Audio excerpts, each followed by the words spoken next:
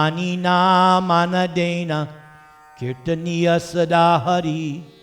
Hare Nama, Hare Nama, Hare Nama Kevalam.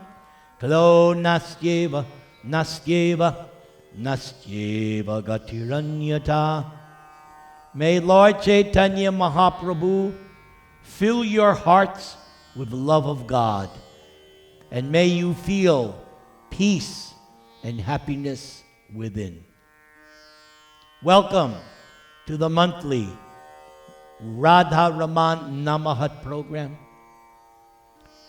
Tonight we are in session number 2 of the new series, Nectar of Devotion, Prabhupada's English translation of the Sanskrit book Bhakti Rasamrita Sindhu, composed by Lord Chaitanya's direct disciple, Srila Rupa Goswami Prabhupada.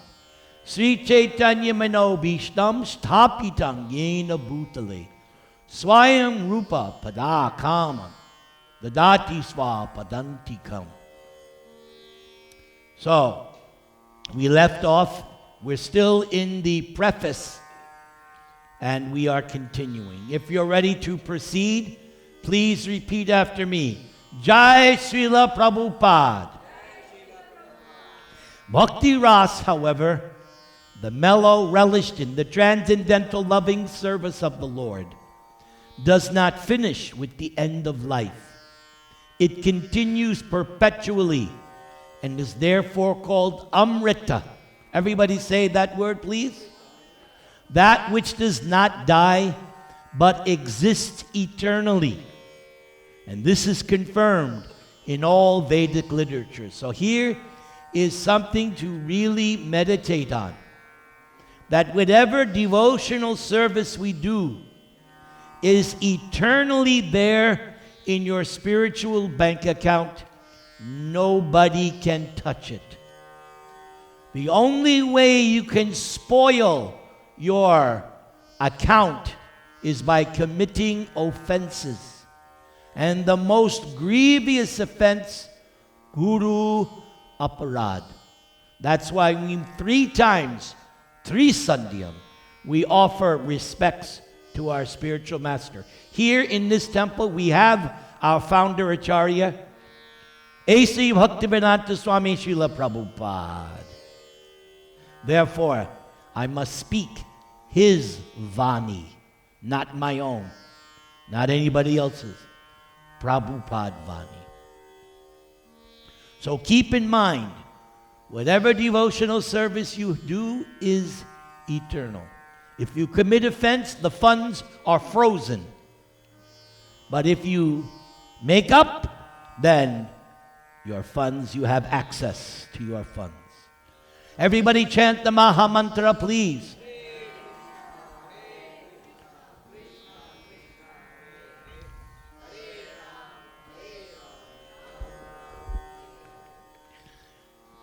In the Bhagavad Gita, it is said, Nehabikrama nashosti pratyavayo na vidyate sualpam apyasya dharmasya trayate mahato bhayat. So this verse is found in the 2nd chapter of Bhagavad Gita. Prior to this verse, Krishna said, I have explained things to you from an analytical aspect, Sankhya. Now I'm going to teach you a new topic, Buddhi Yoga. And Buddhi Yoga is a synonym of Bhakti Yoga. They're equal. So this verse, Su Alpam, even a little bit of Krishna consciousness can save you from the most dangerous fear. What is that dangerous fear? That at the time of death, you go down. You don't want to go down. At least you want to come back as a human being. Better if you can go higher and higher. And the best is to go back home, back to Godhead. That is only possible by bhakti. Not karma, not jnana, not yoga. That is clearly stated in Bhagavad Gita at least 3 times. You want to go back to Godhead? No yoga pose will take you back to Godhead. I'm sorry. You have to do bhakti, bhakti, bhakti.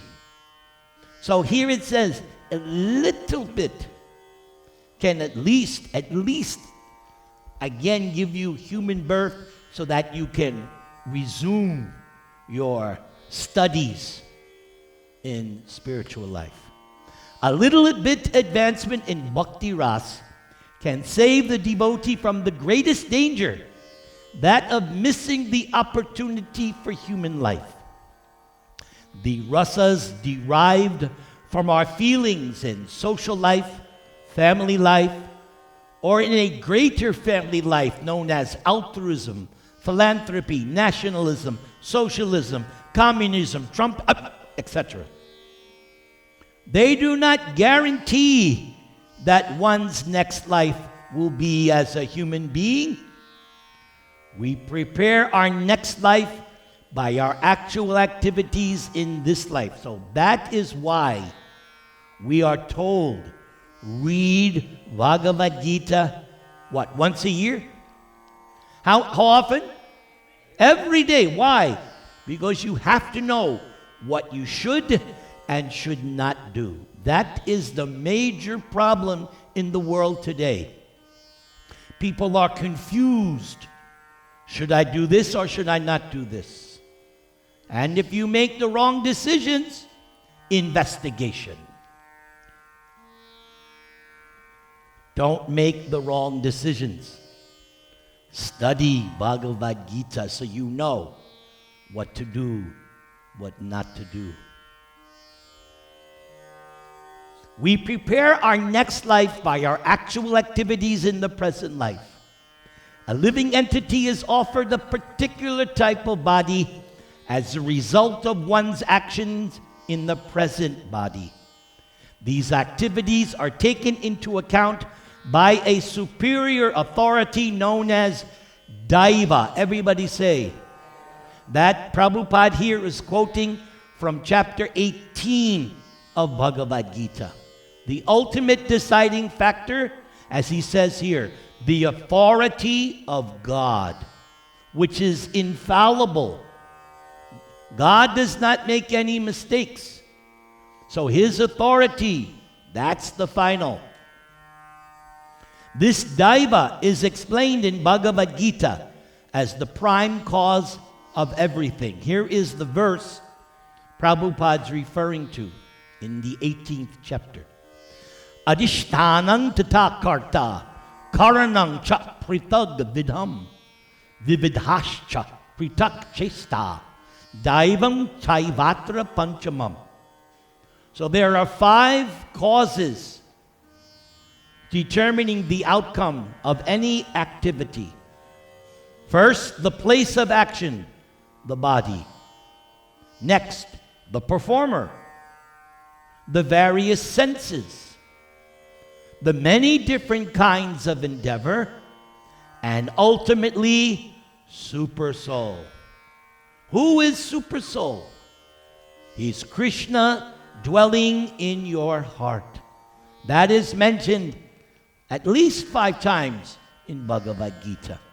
That Krishna is in everybody's heart. He does not discriminate. That's why Krishna says, I'm equal to all. He's in the heart of the demon as well as the devotee. He's giving everyone equal access, equal opportunity. And in Srimad Bhagavatam it is stated, so here's a verse by Lord Kapila Dev speaking to his mother. The 3rd canto, the last section, the biggest section of 3rd canto, is the discussion between Devahuti and Kapila. And this verse, very famous verse, Sri Bhagavanu Vacha Karmana Daiva Netrena Jantur Deho Papattaye Striya Pravishta Udarang pungso reta kanasrayaha. So this verse is actually scientific. There's science in Srimad Bhagavatam. It's not just stories. No, there's science in Bhagavatam. Listen to this science. Under the supervision of the Supreme Lord. Who's the Supreme Lord? Krishna. And according to the result of one's work, the living entity, the soul, is made to enter into the womb of a woman through the particle of male semen to assume a particular type of body. Science. 5,000 years ago, this science was being presented. It was actually going on for millions of years, but in written form now, Bhagavatam is 5,000 years old. So Prabhupada said, when quoting this topic, woman cannot produce child on her own. And nowadays they have all these things. But normally need the cooperation. Even Krishna says in Bhagavad Gita, Aham bija pradapita, I am the seed-giving father. That means we are all Krishna's children. Isn't that wonderful? We're all Krishna's children. And he says, I impregnate this material nature. Now, if you want to know the science behind that, that is explained in Bhagavatam. When it's time for the material manifestation, the living entities have been sleeping within the body of Mahavishnu because they were unfit to go back to Godhead. So they're sleeping in the body of Mahavishnu. And when he exhales, he glances at Durga, the material Durga. But because Mahavishnu is God, there is no direct contact. He just glances. That glance becomes Shambhu. And it is Shambhu who impregnates Durga Mata with all the living entities. That's how you can say, yes, Lord Shiva is Father. He's not the original Father. The original Father we just said is Krishna. But the agency of how the living entity resumes entrance into the material world is the combination. So that glance of Mahavishnu becomes Lord Shiva. He comes in contact with Durga during the normal process, just like you do. Yes, same process. And the living entities are injected into this material nature. And then Lord Brahma designates the particular body. You get this body.